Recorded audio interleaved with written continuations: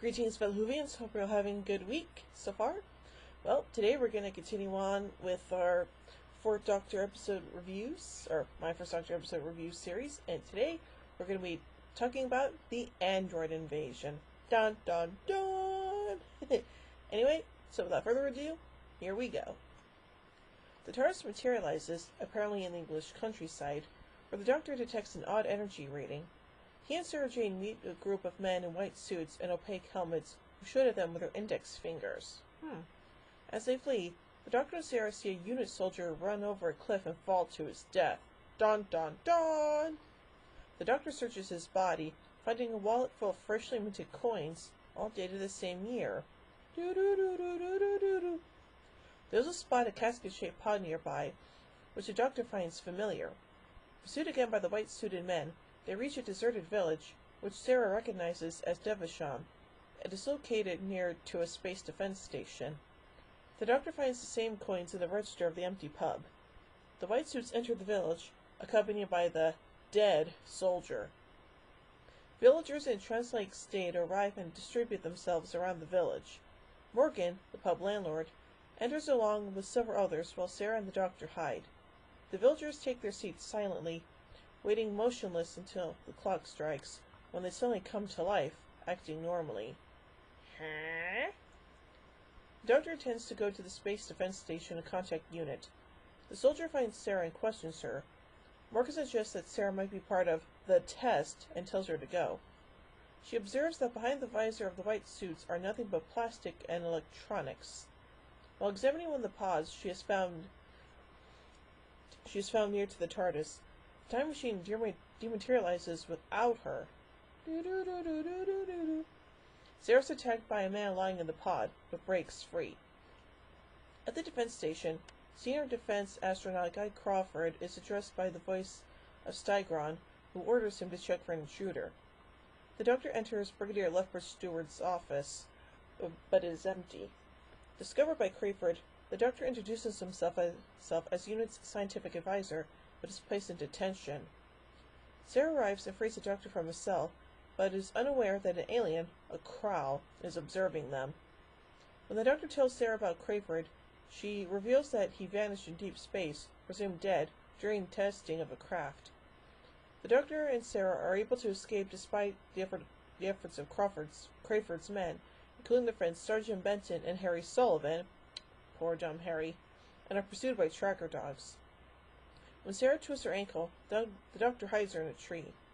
He's able to throw the dogs off his own trail, but when the soldiers turn back, they capture Sarah. Stigron tells Crawford to locate but not seize the Doctor. He has other plans for him. In an alien-looking room, Sarah is strapped to a table and scanned by Harry.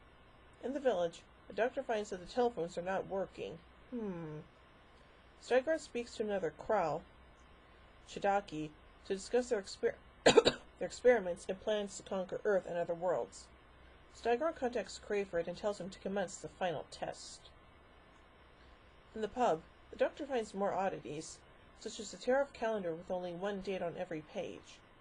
He's telephoned by Sarah, who tells him that she was captured but managed to escape. She asks the Doctor to meet her in the village. Afterwards, he finds that the telephone has stopped working again. The Doctor meets Sarah, who explains how she escaped. The Doctor remarks on the providence of finding the only telephone in the village that worked. He believes that they are being tested. Discovering the TARDIS has gone, the Doctor is puzzled before realizing it has continued its journey to Earth. This is not Earth, and Sarah is really an android duplicate. When the Doctor grabs the duplicate, it falls to the ground, its face opening to reveal the electronics underneath. The Doctor retreats as the android Sarah fires at him. Oh no! Stigron tells Chidaki that the village and the Doctor will be destroyed by a matter-dissolving bomb. The real Sarah is kept alive so Stigron can test the virus he intends to use on Earth. She subsequently escapes to the village and frees the Doctor, who has been captured by Stigron and tied up with a bomb at his feet. Oh no! Excuse me. With seconds to spare, they run into the base and shut the door as the village dissolves into a wasteland, only to be captured by androids. The Doctor explains that the radiation levels he picked up earlier were those of Obsidian, the Krull planet. The levels are increasing and the planet will soon be uninhabitable, hence the invasion of Earth. The duplicated village was an android training ground. Crayford enters and explains that he is helping the Krulls because they rescued him and reconstructed his body, while Earth left him for dead. He's contacted Earth with a cover story explaining his survival, and with his return providing a distraction, the androids will also land on Earth, paving the way for the main invasion fleet. Although the Krulls have promised Crayford no humans will be harmed as long as they obey, Stigron subsequently reveals that he does intend to wipe out humanity using the androids to distribute the virus. Stigron leaves the doctor to die strapped to the Krull analysis table, but he's rescued by Sarah and they escape aboard Crayford's rocket. They eject from the rocket-board pods and travel to Earth to warn the real defense station, but aboard another pod is an android doctor. Dun dun dun! Meanwhile, having found the TARDIS in the woods near Devonsham, the real Benton and Harry have been searching for the doctor and Sarah. Station Commander Colonel Faraday welcomes Crayford home on the radio, but the signal is broken up by the meteor shower of pods which slow down as they enter the atmosphere. The Doctor and Sarah land separately on Earth in their pods, and Sarah finds the TARDIS in the woods. As she looks around, the Doctor taps her on the shoulder. However, this Doctor is an android. When the pod opens to reveal another Sarah replica. Oh no, not again. The real Sarah runs for it. When Crayford's rocket lands, Harry and Faraday head there, not knowing that Stigron is there with Crayford. The real Doctor enters the station and meets Benton, but tells him where Harry and Faraday are. The Doctor contacts them by radio and urges them not to enter the rocket. And you better listen to the Doctor, boys. The Doctor tries to jam electronic equipment in the air using the station's radar dish, and explains the Krull invasion to Faraday. However, the Doctor is too late. Harry and Faraday have been replaced, and the android Doctor is pointing a gun at him. He escapes to meet Sarah, telling her their only chance is to stop the androids before they take over the complex. He runs back toward the scanner room, bluffing his way past Benton by posing as his duplicate. Sarah climbs up the rocket towards the real Harry and Faraday. The android Doctor is about to shoot the original when Crayford enters, saying that Stigron promised no killing. The android Doctor calls him a fool and tells him about the virus. Crayford cannot believe this, but the real Doctor tells him that his rocket was actually hijacked by the Krull, and they did not reconstruct him but merely brainwashed him. Realizing the truth, Crayford rushes out, distracting the android long enough for the Doctor to make his move. In the struggle, the Doctor manages to activate the power to the radar, jamming all the androids mid-step. In the rocket, Sarah unties Harry and Faraday. Stigron enters, holding a ray gun on them, but Crayford appears and attacks him. The two grapple, and Stigron shoots Crayford. The Doctor makes his own entrance, punching the Krull, but falls on the vial of virus, cracking it open. Stigron shoots the Doctor before he dies.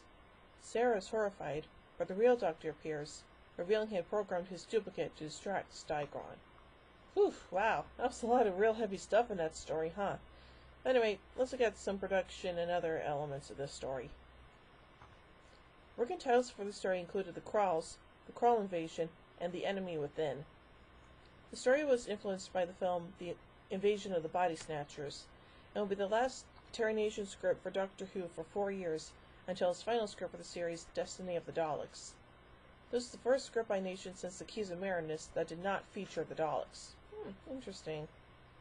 The location for the Krull-located village of Devonsham took place in East Hagborn, Oxfordshire, a few miles from Didcot. Scenes outside the Space Defence Station were filmed at the National Radiological Protection Board and nearby Harwell. Nicholas Courtney was unavailable to play Leopard Stewart, so his character was rewritten as Colonel Faraday. Ian Marter would continue his acting career and go on to write several Doctor Who novelizations, an original novel featuring Harry and an unused screenplay, Doctor Who Meets Scratchman, the last with Tom Baker. He died in 1986 from diabetes-related health complications. Only 3 Krulls are seen throughout the story. Stigron is played by Martin Friend. Marshall Chidaki was played by Roy Skelton. The silent Krull underling that appears in one scene was played by series longtime stuntman Stuart Fell. Milton Johns had appeared as Bennick in The Enemy of the World. His next Doctor Who appearance will be as Castellan Kellner in The Invasion of Time. Near the end of Part 3, just after Sarah frees the Doctor from the machine, the Doctor tells her, "Listen, once upon a time, there were 3 sisters, and they lived at the bottom of a trellis well.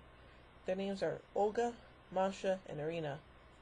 This is a conflation of the Dormouse's story in Chapter 7 of Alice's Adventures in Wonderland and Anton Chekhov's play, 3 Sisters. Interesting. So overall, I'd say it's a pretty good story, and the whole Android stuff I thought was also pretty cool as well. So overall, I give The Android Invasion 4 sonic screwdrivers out of 5. Well, join me next week as we take a look at The Brain of Morbius. Mwahaha. So, until then, this is Hoovy Queen saying, "Oh my giddy aunt! When I say run, run! I've reversed the polarity of the neutron flow. Would you like a jelly baby? Fantastic! Allons-y! Geronimo!" Bow ties are cool, vests are cool, and Stetsons are cool.